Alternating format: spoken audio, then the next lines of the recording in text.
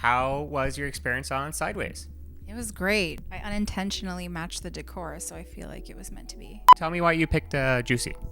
It's the song that I'm going to be releasing next, but I also just felt like acoustically it was one of my stronger songs that sounds good without a lot in the background. And I kind of just liked its like cool, sexy, chill vibe, so that's why I chose it. Tell me what the song's about.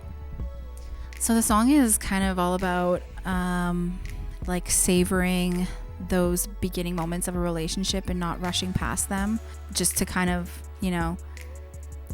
sleep together or get to the physical part of the relationship. It's more about taking the time to actually savor in like the early honeymoon stage, because before you know it, it's gone, and then you're just kind of in the, regular relationship cycle. And I felt like I wanted to speak to that. Well, it was based off of an experience that I had where a relationship moved really quickly.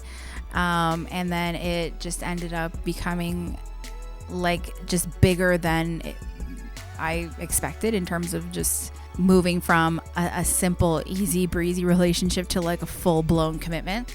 So, and then I found myself kind of like missing that time in our relationship. I found myself kind of being like, I wish that we had taken more time in the beginning to kind of just like chill and enjoy each other's company before, getting serious and involving our families and all this other stuff. So I felt like I was inspired by that when I wrote it. What is your favorite song to perform live? I think currently, there's some songs I haven't released yet that are just like sitting there waiting to come out next year. But currently, from the songs that I currently perform in my set list, I think one of my favorites is Nobody's Ting. I wrote that kind of as a joke, to be honest, and I didn't think that anyone would really care. And it was inspired by an event that I had that happened between a man and I. And then I released it, and it just ended up taking off on Spotify, and then it just turned into like this thing. So now when I perform it, I find that people really get into it. They really like the vibe and the lyrics, so it's really fun to perform. What is it about performing that you love that made you want to do this? I think that's a hard question. I just feel like it's what I'm meant to do, if that makes sense. I just kind of feel like, God wouldn't give you a gift like that if it wasn't meant to share it. So even if it's like a small crowd of like 2 or 3 people, or if it's like a full packed audience, like I just love sharing the gift I was given with other people. And I also just love hearing their feedback afterwards too. Like some people will come up to me and they'll be like, wow, like I really love those lyrics, I love that song, like when is that song coming out? Or they'll just like say like, it's so nice, it's so refreshing to like hear lyrics like that, because a lot of the music that's out today is kind of like hypersexualized and that kind of thing, and my vibe's a little bit more chill. And I think that there's women out there that kind of appreciate speaking to more of like the intellectual sides of their sexuality versus just their body. And that's what I like the most, I think, is the feedback. Yeah, I actually did. I had a huge performance in the summertime in July. Let's talk about that. Yeah, I opened up for Ja Rule and Ashanti at Beer Fest. So it was like so wild. It was literally like my childhood dreams come true. It was so much fun. Did you get to meet them and everything? Did it? I saw me and Ashanti totally made eye contact. I know that's like such a weird fan thing to say, but we were backstage. My dressing room was literally in between hers and Ja Rule's, and I just found that they were very tight with their security. Like when it was time for them to be back there, they were like, no one's allowed back here, which I totally get. Like, when you're trying to get ready for a show, I don't really like to be talked to by a bunch of people and like asked a bunch of questions and taking photos. Not that I'm, at that level yet, but it's just a matter of like wanting to stay in your zone. So I totally understood. But I was on stage for the performance afterwards, and it was like the best thing ever. It was just like I was singing every word. Like I was just reliving my preteen, early teenage years. It was really fun. I'd like to talk a little bit about the outside of music. In the creative community in Toronto, I kind of started out as a makeup artist, and I was doing a lot of things kind of behind the scenes. I had always had the intention of releasing music. I had just never gotten to that point yet where I felt like I was happy with what I was writing and had something to say. And then in 2018, I finally released my own music. But leading up to that as well, I did some modeling for some vintage brands. I did a couple of like little acting things here and there. I was actually in Our Lady Peace's video. When they had to come back. So they came back after, I think it was like 10-20 years or something like that. So they released this song called Drop Me in the Water, and I'm in the video as like the abused girlfriend and stuff. And it's it's a really it was a really cool experience, because I remember like loving Our Lady Peace when I was a kid, and then to be in their music video all these years later, I was just like, wow, this is like surreal. So it was really cool to be part of that. What you grew up listening to and what guided you into the music you're making today? Well, my dad is very musical. So literally, like when my mom was pregnant with me, she used to tell me that my dad would like put one of those, like the tube from the paper towel rolls, to her stomach, and he used to sing Michael Jackson tracks to it. So, and my dad's actually a really good singer, and he's a talented musician himself, a talented artist in general.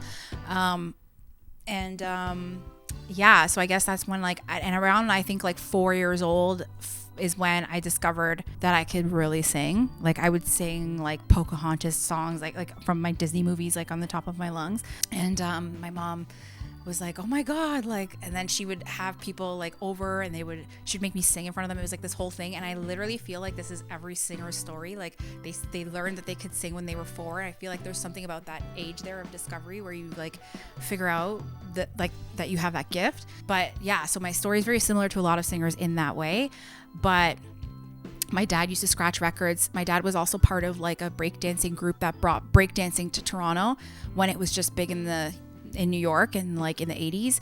And there was like a very brief era where like breaking here was like blowing up, and like he would scratch records. So I was always exposed to music. Like every time I would be at his house, he'd be like blasting records and like scratching and mixing them. So it was like he would listen to stuff like Sugar Hill Gang and like New Jack City stuff. Like, so he was like kind of all over, so that funk and all of that. And he really has like a vast bed of like knowledge for music. So I credit a lot of my musical inspiration and exposure to him.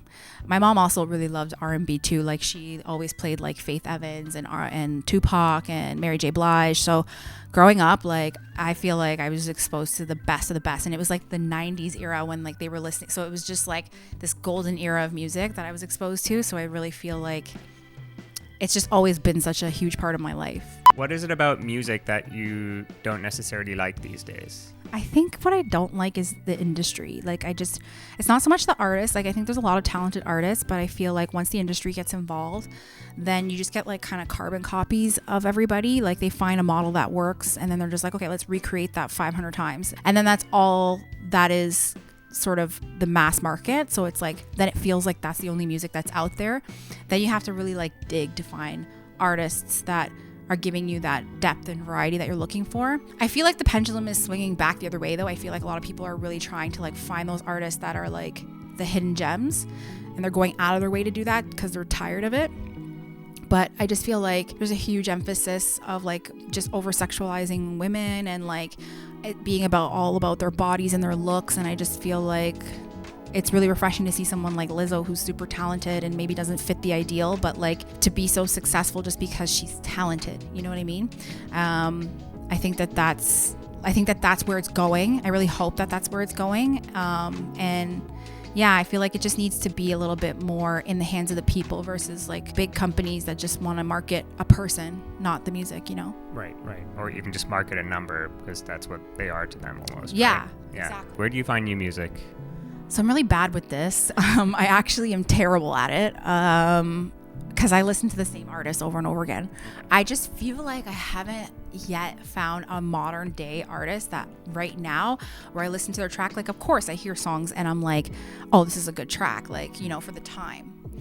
But could I listen to this track, 20 years from now and still love it? Right. So it's like I find my taste is kind of becoming like I don't have the patience. Right. So it's like I always go back to like older classic songs that I always loved.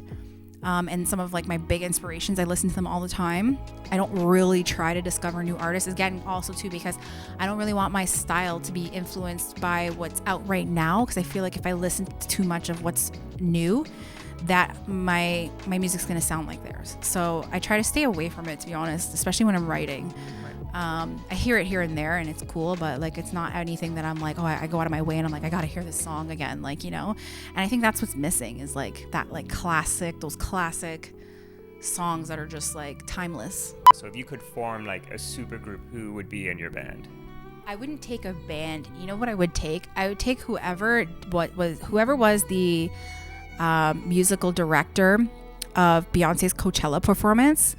I need that person. Okay. Like the transitions on that performance, the way that they switched the keys to like transition properly, and the way that they like blended her entire discography, like it was a work of art. I actually, Homecoming is one of the only albums I currently listen to all the time, and I honestly am not a Beyonce stan. Like I love Beyonce, but I never really find myself going back to hear old tracks of hers, except for the Homecoming album. It's just a masterpiece. Like whoever helped piece that together, I feel like that's what you really need is like someone to direct. You can get band and talent, but I feel like, and the chemistry can be worked on, but I feel like you really need someone who understands how to make your music like flow together. What is your favorite venue to attend as an audience member in the city? I gotta say, I really like the Drake. I really like the Drake Underground. The sound quality there is really great. I love like Supermarket's awesome too. I like that. Night Owl's cool too. I like that spot. It's really like intimate. Where is your phone right now? Over there. Oh my God. Cool. What are you gonna ask me to do? We're gonna ask you what the last song you listened to was. Oh. Okay, so I usually use Spotify, so I'll go on there and see. It was Anderson .Paak. Nice. Do you wanna stay together? It's such a good song. Oh my God. I literally listened